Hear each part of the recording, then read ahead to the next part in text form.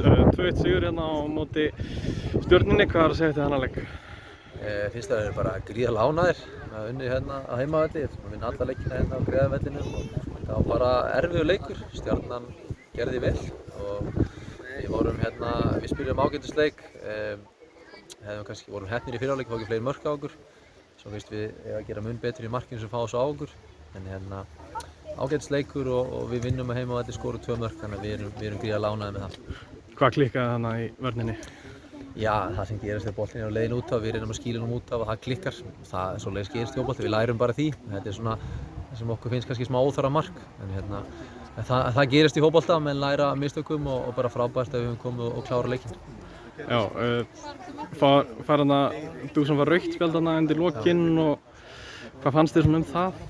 Já, þegar kemur návið að hoppa báðir upp og skella saman og ákveður að dæma varnarmanninn. Ég get ekki dæmt það og gefið spjald og því miður þá rautt spjald nr. 2 á tímabilinu og hann er að fara í 2 leikja bann, þannig að það er ekki gott fyrir okkur en þetta er örugglega bara réttur dómur, ég get ekki metið það frá hlýðinu.